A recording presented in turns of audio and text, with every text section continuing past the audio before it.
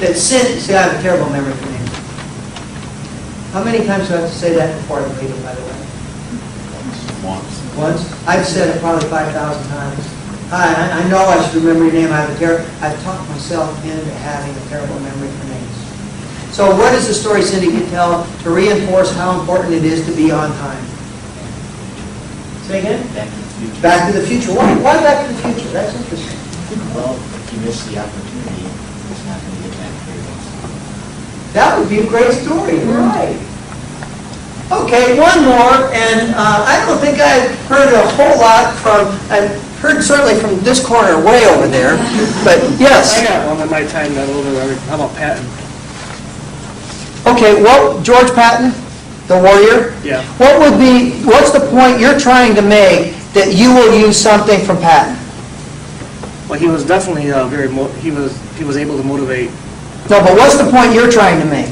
You're talking to 15 associates. What's the key thing you want them to take away? Well, we already said determination. Hard work, I guess, I mean, determination. Okay, so you're going to talk to 15 of your associates, your coworkers, and you want them to go away saying, I'm going to be more committed to working hard. What are you going to tell them about Patton? He was able to motivate his troops. How? Well, give me a. It's been a See, while. I'm putting you on the spot since you told me you were a Patton expert. Well, it's been a while since I've seen it, but from what I saw about it, he was very much able to motivate his people. Stand up there. He was very confident. What's your name? Jason. Jason, I have an assignment for you. This next week, I want you to get a book about George Patton and read it, and I want you to become an expert. I want you, if somebody in a setting like this ever says something about hard work, I want you to be able to say, I remember when George Patton, his troops weren't getting anywhere and they didn't have socks. And he went back and everybody was so lazy, well, we can't get socks. And he said, that's not good enough. I want my troop to have dry socks every single day so they can march. And you be able to tell that story. This is Winston Churchill being spontaneous by preparing for it. And that's your assignment. I want you to become an expert on George Patton because you told me you were and you're not. But I want you to be honest with me and yourself by becoming an expert on George Patton. And if you need suggestions for books on how to do that, you send me an email. Any of you can send me an email, joe@joetie.com, and I will give you some suggestions for that. One more from this corner over here, from whom I have not heard quite enough, and then we'll take one last very quick break. It sounds like you already have one, don't you? No, I don't. And what is your name? Audra. Audra. You handle it.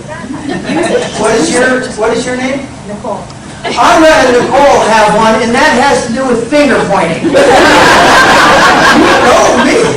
So, with that topic, what would be a book or a movie or a story that if somebody were trying to get across that we really shouldn't be pointing fingers and passing the buck and passing blame, but rather accepting responsibility and standing up, what would be a good story that we could tell to kick that topic off? You see it in sports all the time. Say again? You see it in sports all the time. What do you see in sports? Finger pointing. Take Terrell Owens. Okay, they're a great example. There are so many great stories from sports that can help you convey your point. Good and bad. Okay, are there any questions? We're going to take one more quick break here. 4.5 minutes this time. Any questions before we take off? Roger Luenga, you guys know who Roger is? He told me that when he meets with new associates after they've been here for 90 days or so. And his expectation is that every single person in the room will have a question. If your question has already been asked, well, you need a backup. And I would encourage you, anytime you come here a speaker, like me, anytime you go into a meeting, you go prepared with a question you could ask.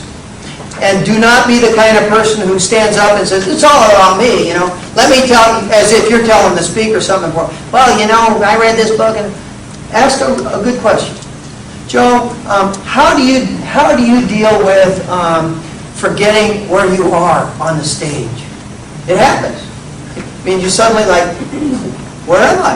And who are you? How do you deal with that? That's a great question. Anytime you come into a meeting, I suggest you always have a good question. Why? Because people who have good questions tend to be looked at as leaders. Actually, ironically, paradoxically, much more so than people who have all the answers. Fortune magazine ran a special issue on leadership 3-4 months ago. Jim Collins is on the cover. And it was all about creative leadership. And Jim Collins said the essence of creative leadership, the best leaders are people who are willing to say, I don't know. Let's find out. The poet McZen said, if you don't have a question, you don't have a clue. If you're not searching, you must really be lost. So I would encourage you, always come in to something like this prepared with a question. And then if you get an opportunity to ask the question, as the other 179 people are sitting there, you stand up and say, I got a question. You stand up and you'll stand out. Let's take, in a minute. Not yet. Not yet. Not yet. Okay, take a 4 rapid break.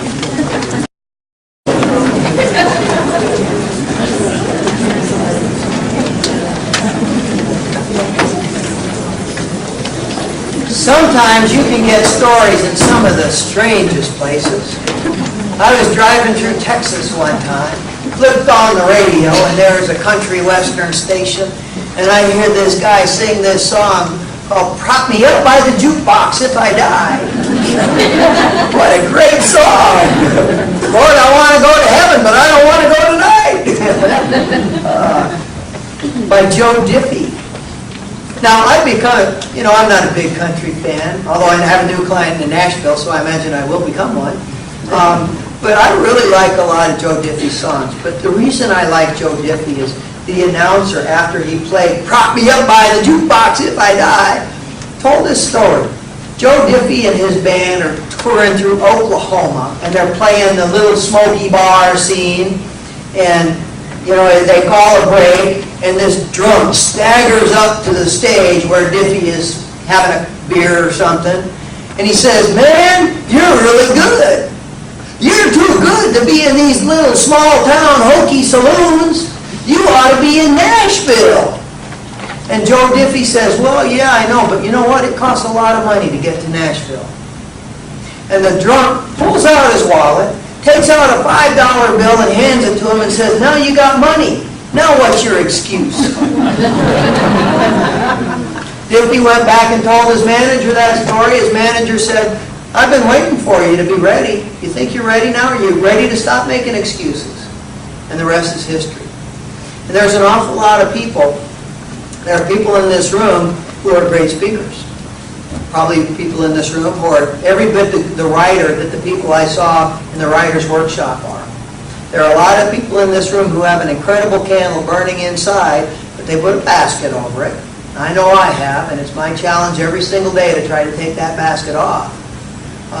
But that is, remember, anytime you hear yourself saying, oh, I can't do that, it costs money, it takes time, whatever, remind yourself, that's just an excuse. And wipe away that excuse and move on. Okay, during the break I had a couple of really good questions that I thought would be best addressed to the whole group. But first, where's Ann? An announcement. You want to come up here? And there's, in addition to Toastmasters, there's another group that some of you might be interested in that can help with what you're doing. Thank you, Joe. You're welcome.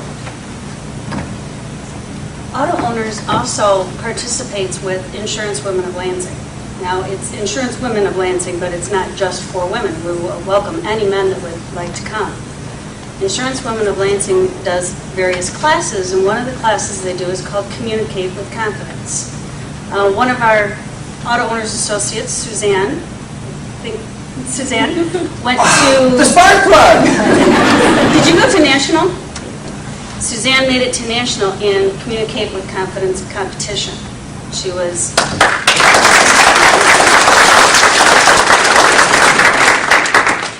I was not as good at communicating as Suzanne was, but I was still able to take something away from the class, and that was when you do a presentation or you give a speech, whether it be an impromptu speech or a 5-minute rehearsed speech, not rehearsed, that's where I was going, don't memorize from cards, be able to flow off this subject. What they suggested was to start with a circle on a piece of paper, put your topic in the circle, and then draw your ideas out from that. Those are your notes. From that, you can go off the subject. You can, you are not goofed up if you don't have something memorized or if you miss a line. So Insurance Women of Lansing has that to offer, as well as a lot of other things. And can they contact you for the contact information? Actually, they could contact Tara Boucher. She is our president at this time. And I see several insurance women. Can you raise your hands? We have 2 here and a couple over here. One in the back. You can contact any one of us. Thank you. Thank you, Joe. You know, I hadn't thought about this in years and years, but you're mentioning that you don't have to be a woman to be in this women's group. I was invited to give a talk many years ago for the Professional Women's Association in Iowa. And I was talking to the executive director. I said, you know, if I was a woman, I would join your group. She said, oh, you don't have to be a woman to join. Dues are like $25 or something. So I joined. And then she told me I was the only man in the group. So after my talk, I'm talking with a small group of women, 3 or 4 other women, and we're talking, and I said, you know, you got 750 members, and I'm the only man in the group. And this woman looks at me and says, I'm a plastic surgeon, and I can fix that problem for you. Okay, there were other questions, and I'm sorry, I don't see where you are. One of them had to do with, yes. Yes. Now stand up and tell the whole group. Hi, I'm Eileen, and the question I had was, you talked about values-based for life, and for me that encompasses both home and work, and the more consistent I can apply things to both, the better it works. And so I kind of wanted to know how you bridge that gap. You bring this to home and get it to work there in your relationships and with your kids and things like that. Like we were talking about responsibility and what was a good movie to get a story from. And, you know, so I was thinking about my kids, you know, I want them to take more responsibility, and how do I bridge that, you know, what do I... Okay. I have a couple of thoughts, and if anyone else does, you know, share them now or later.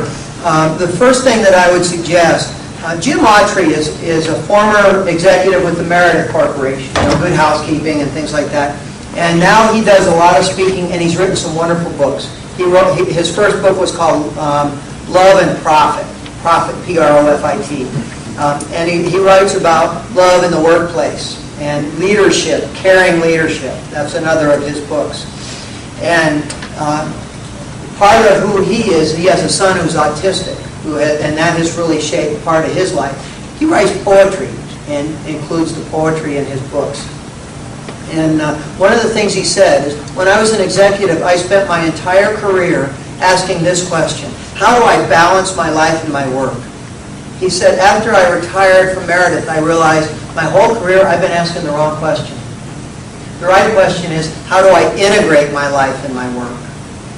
And for so many parents, you know, you ask their kid, well, what does mom do? What does dad do? I don't know.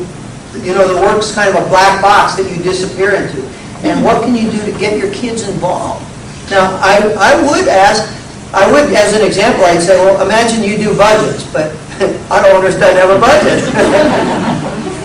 But if you work with numbers, bring something home to your kid and ask them to double check your math, explain to them why you're doing it this way. Of course, you're going to triple check it after they do, but find some way to get your kids involved. You know, if they have bring a kid to work today, or even if they don't, you know, just bring your kid in on a weekend and show them where you work. You know, tell them what happens here.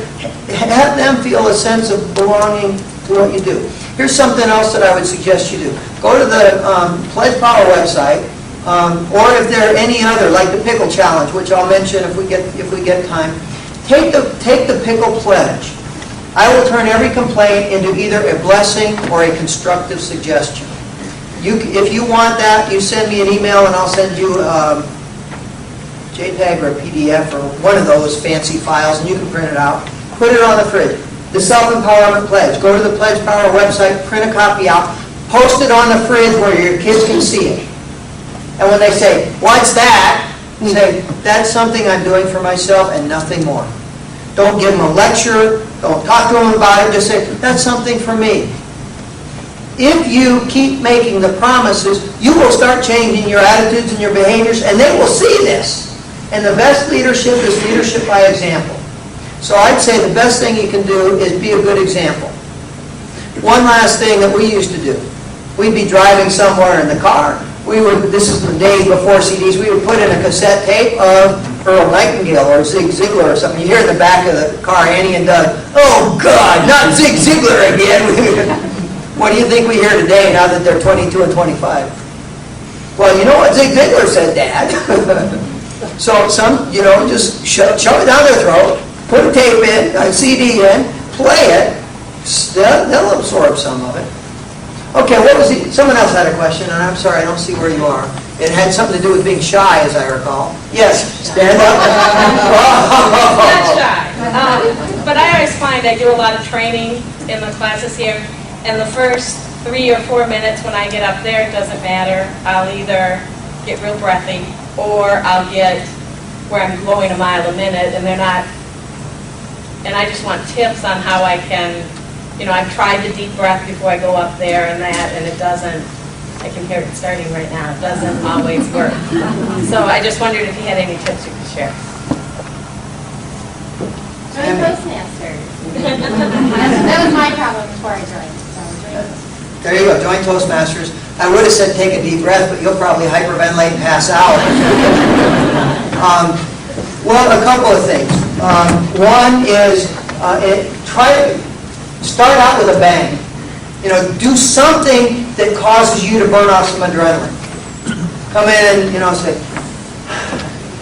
"Let me tell you about the lion roar, which looks like this." Ah! Why do you think I would do this? Well, because you're in sales and you have to face down your fears. You visualize your fear in front of you. You shout it down, and you do that, and you'll be amazed. You start to burn off, and you're certainly grabbing your audience and pulling them in. So that would be one suggestion.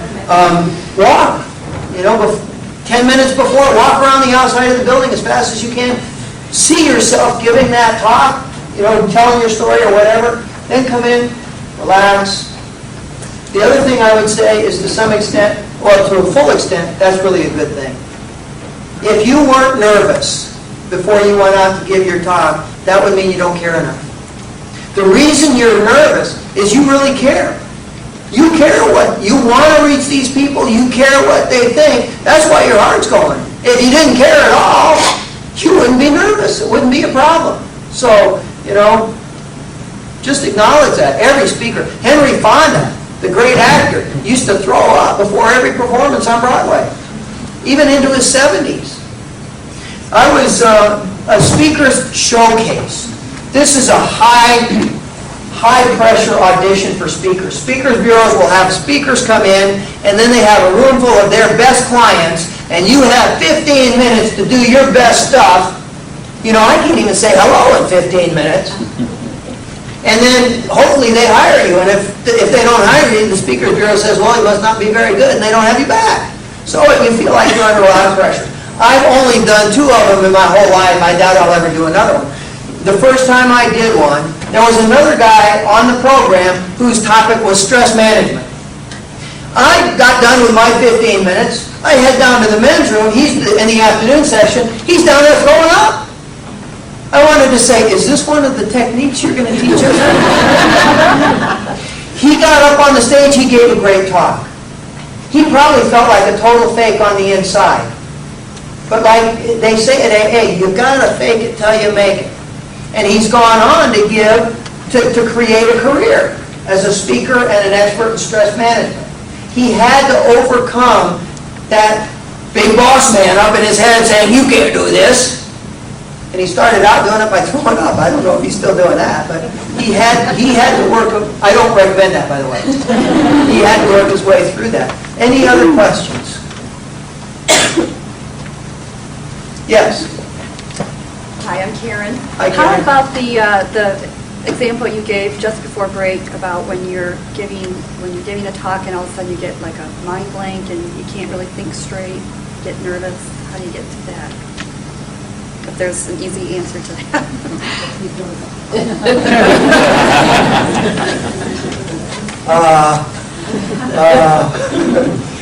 A couple of things I'd suggest. One is remember your audience has a different perspective, a different concept of time than you do. To you is forever.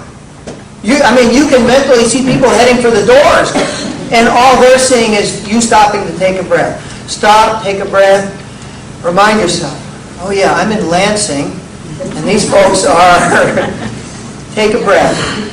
Sometimes just admit, I've forgotten where I'm at. Where was I? I do that all the time.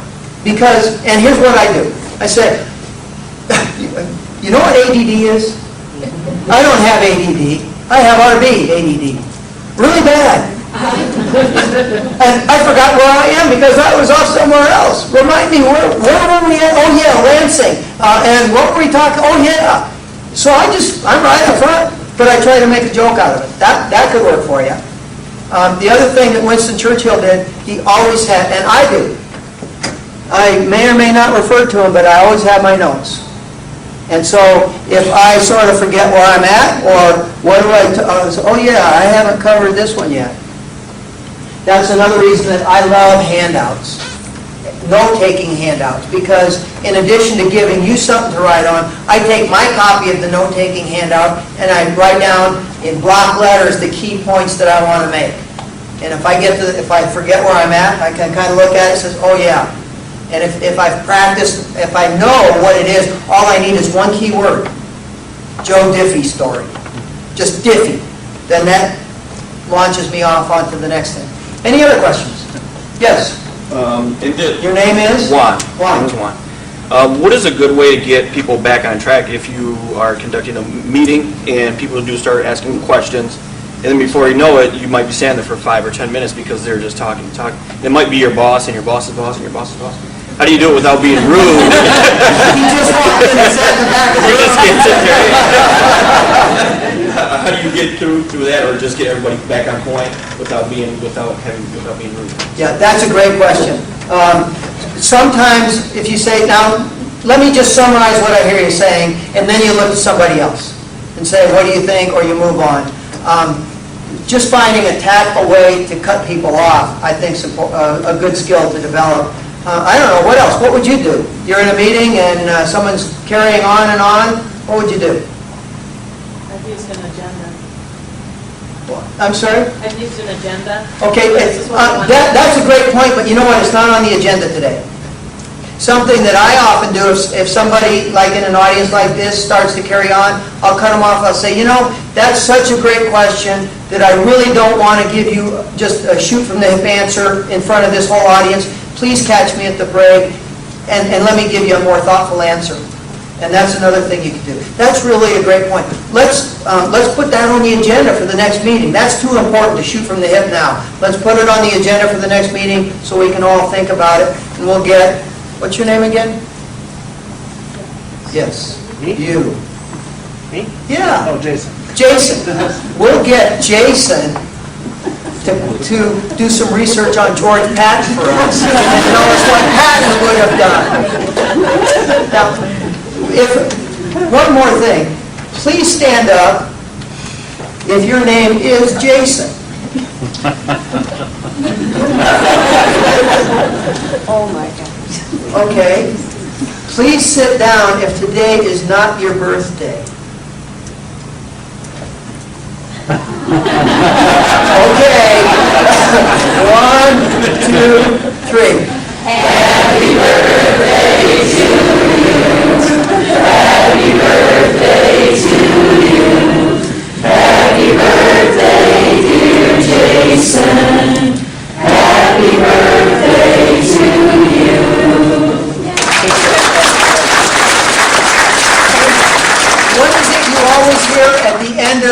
song? And many more.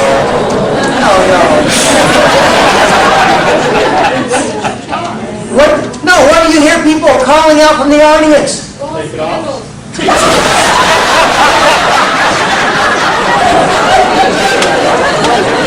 When I said having sex with the audience, by now you should know what we meant. What do you hear? You hear speech, speech, speech, right?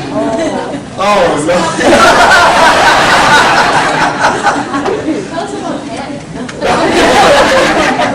I just want to thank everybody for wishing me a happy birthday. I will find the person who, but, thank And you'll do to them what George Patton did to the cowards in the hospital, right? Actually, it's my dad's birthday, too. It's one of my dad's birthdays. So. Really? He is 7/11/33, 11/74. Are you married? When you get married, you'll have to do some very careful planning. Thanks again, everybody. I appreciate it. Thank you. Any other questions or comments before we wrap up? And I'll wrap up here in a minute. I had a quick question. Yes, sir. You mentioned that one of the things that we should never do is apologize for things that we said, and you gave the gas mask, oxygen mask example earlier. But there are some times where, as speakers, and I've done it myself, where you might say something that might warrant a correction. How do you determine when it's correct to apologize? Can you give me an example? For example, I thought when I was giving my evaluation that I might have said something that warranted a correction. That's why I was asking that question. Okay, so what might you have said that alarms would have gone off and said, oh, I shouldn't have said that, or I need to apologize? Give me a specific example of something. You mean for today? Yeah. Well, I was evaluating a particular speech, and he was talking about the food, and so I said something, just talking about how I thought he was comfortable with the subject matter. Yeah. But I kind of, when I sat down, I felt that maybe it might have been taken the wrong way, and that wasn't my intention. So Gotcha. I guess I just apologize. I don't know if you. I guess, we're on different. I guess I could say the same thing about not eating enough, but just let you know that it wasn't. I don't know if you took it that way or not. But, okay, so that was my question.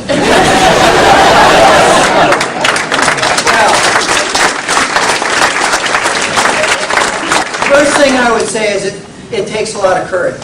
It takes a lot of courage to ask the question, to apologize. That took a lot of courage to do what you just did. And then I say it's just, you have to make a very quick judgment call. You just caught yourself saying something that, oh my God, was that proper or not? You have to make an instantaneous judgment call. Do I stop right now and in front of the whole room say, I really apologize, I shouldn't have said that? Or do you let it go and then one-on-one with the person later say, it struck me later that you might have taken offense at this. I was given a talk once for a group of people who work for Goodwill. I made the comment, I was talking about a hero of mine, W. Mitchell, a guy, you might have read his book, It's Not What Happens to You, It's What You Do About It. Here's a guy, his face has been burned off, and he's in a motorcycle accident. His face and his hands are burned off in a fire. He rebuilds his life, moves to Colorado. He ran for mayor of his small town in Colorado, Eagle Grove. His campaign slogan, not just another pretty face. He won. He bought himself an airplane with special controls, learned how to fly, taken off one day, his plane crashes, and he breaks his back. So now he's stuck in a wheelchair for the rest of his life. So I told that story. At the end, someone came up and had been badly offended that I put down everybody who was in a wheelchair by saying stuck in a wheelchair. Now, I don't get it. But it doesn't matter whether I get it or not. They were offended. And it's my responsibility as a speaker to know my audience well enough to not say something that's going to offend people. And so, I apologize. And now, other than today, I don't say stuck in a wheelchair anymore. Any other questions, comments? Let me wrap up with a story. It used to be, most speakers have what's called a signature story. And you might think about, what's my signature story? For me, I always wrap up with the Elmo story. If you want to see that, go to my website, because that's my demo video. Some of you may have seen it. I stand up on the chair, yo, Elmo! But I used to, and sometimes I still do, I tell a story, it's a true story. It was actually written up in, I wrote a little article for one of the chicken soup books, Chicken Soup for the Parent Soul. And I'll tell you that story, because to me it sort of captures a lot of what being in the business of speaking is all about. And I don't mean business of speaking, I mean being committed to communicating effectively with other people. I was asked by a guy named Raymond Aaron. He's a tremendous salesman and entrepreneur in Canada. And he has groups all across Canada. He calls it his monthly mentoring group. And basically he coaches people. He'll have a room full of about 300 people, and he talks to them about success, and he meets with them once a month. He's an incredible entrepreneur. He called me up one time. I had met him, and he bought some tapes from me for his group. He asked me about coming up to speak. I said, well, I'd love to. He said, I'd like you to be in Calgary one day, Edmonton the next day, and then Vancouver the third day, those 3 days. And I said, well, I'd love to do that. Here's the problem. The talk is at 8 o'clock at night.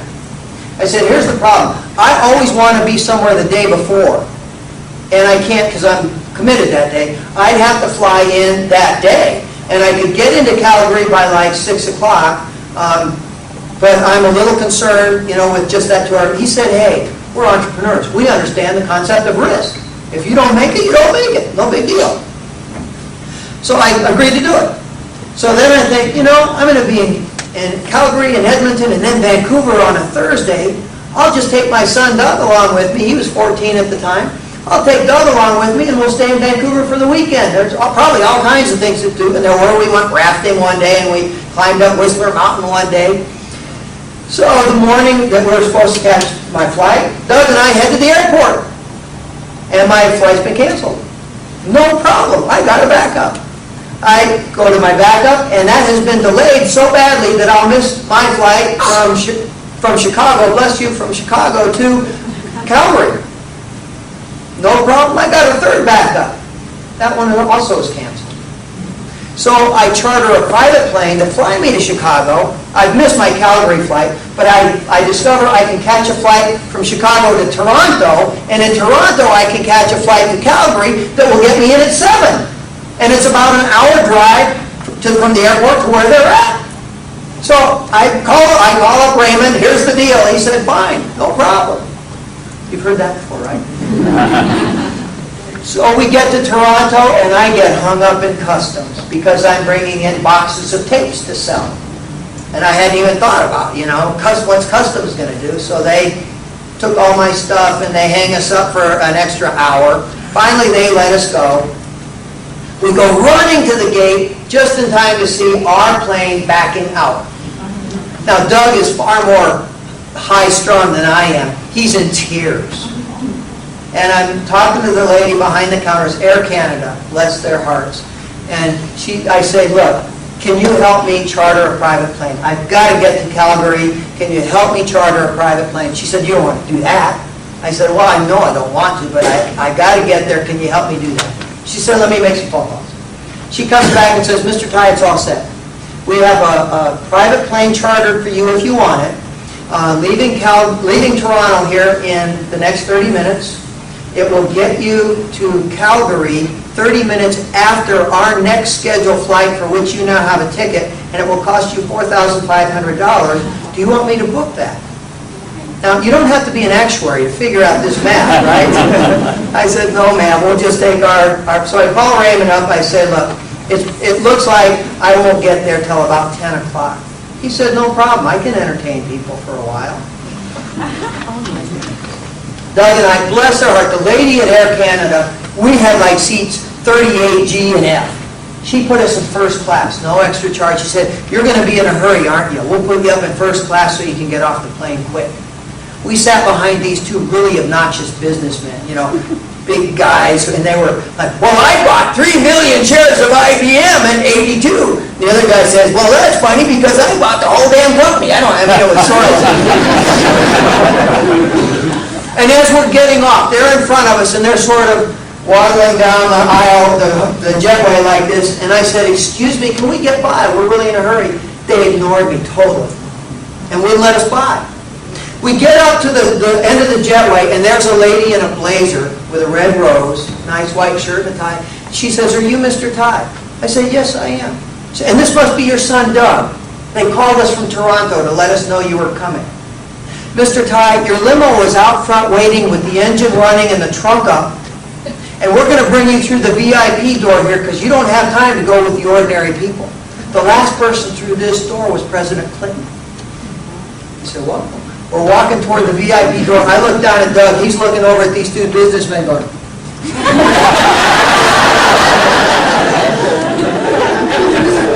Now, you need to know that at the same time this was going on, my daughter Annie was in a lot of trouble. She had been involved with drugs. She had been arrested. She was on a roller coaster that went on for a long time. And we had sent her off. We were sending her off to a 30-day outward bound course in the boundary waters between Canada and Michigan. Minnesota. Minnesota, yeah, Duluth. You know, these M states. Well, us folks from Iowa sort of mixed you guys up. All we know is that in the Big Ten, you're all enemies. Anyway, part of the deal was the parents were supposed to come up 3 days ahead of time before the kids came back from their trip, and we were supposed to work with the outward bound counselors on a contract between us and our kids, and I wasn't going to go. I had all these conferences, I had a speaking schedule. I was going to send my wife Sally up 3 days early, and then I was going to drive up and pick them up and get the executive summary on the way back. So, Doug and I show up in Calgary at 10 o'clock for my 8 o'clock talk. And Raymond has entertained everyone for 2 hours, and they're all there. I spoke for 2 hours on the topic of never fear, never quit, and nobody left. It is midnight now. I wrap up, and for the next 2 hours, I answer questions. And people were starting to filter out. There's this one guy way in the back of the room, standing there just like this, and I have learned, that's the person I'm here for. I have learned, the one guy in the back of the room who's waiting until everybody else is gone, that's the person I'm there to help. I've learned that. And at 2 in the morning, he comes over, and he says, "I have a question." I say, "Yeah, I'm ready." He says, "That necktie you're wearing." My necktie had an eagle on it. Back then, I always wore eagle neckties. He said, "Is there any significance to the eagle?" And I'm thinking, you waited around till 2 in the morning to buy my necktie?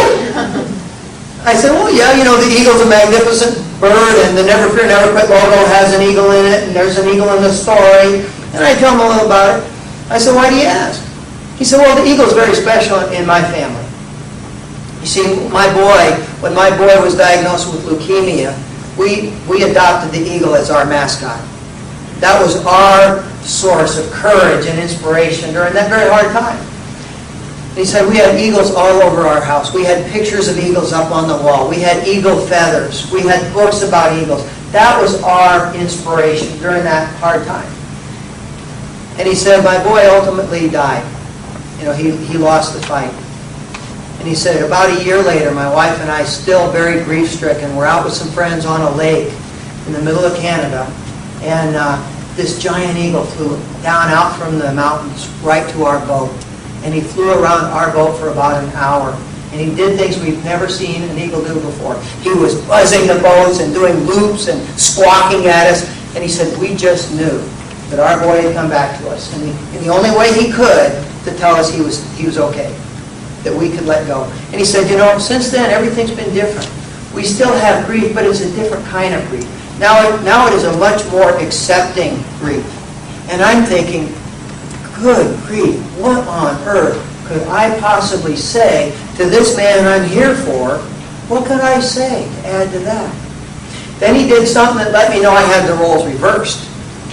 He unhooked his belt, and on his belt he had a little pouch about the size of this.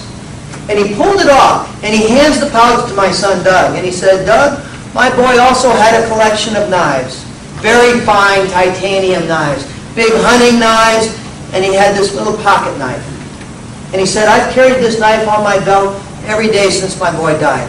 I've never given away one of these knives, but I want you to have it, Doug. Please take care of it. Then he looked at me. And you know how sometimes somebody will look at you and they're not looking at you, they're looking into you? He was looking into me. And he pointed at me like this and he said, "Pay attention, Dad. These years go by really fast." Just like that. I knew what he was talking about. He wasn't talking about Doug. He was talking about Annie. "Pay attention, Dad." And I immediately knew what I had to do. I went back, I changed all my plans, because by God, I had to be there those 3 days early.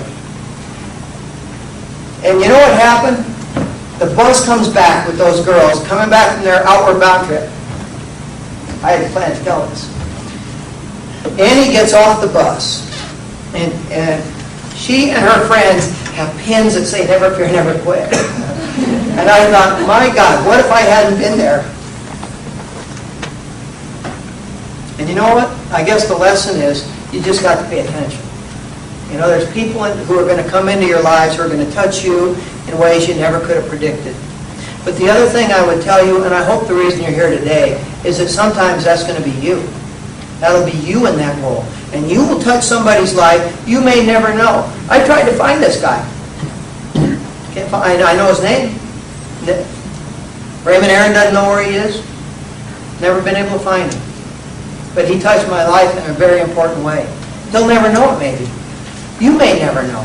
But I hope the reason you're here today is because you want to become more effective when your opportunity comes to be in a position to touch somebody's life in a meaningful way. You want to be able to do that do a better job of doing that. I hope that's why you're here. And I hope, it being time to wrap up, I hope that you go away saying to yourself, "I got it. I got it." So, Sherry, do you want to make any closing comments? I want to thank all of you for allowing me into your family this morning and let me spend the morning with you. Thanks.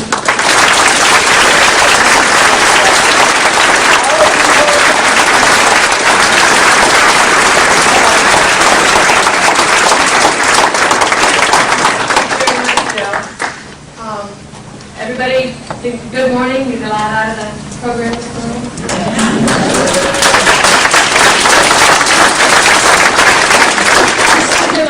We do have a few of Joe's books, and we do have order forms in the back and some tapes as well. And we don't really have like a formal evaluation sheet for today, but I really would appreciate any of your comments, you know, anything that you got out of the program. So just send me an email, Mackenzie.Sherry, and let me know what you thought of the session this morning, and I would really appreciate any comments that you have. Have a great day.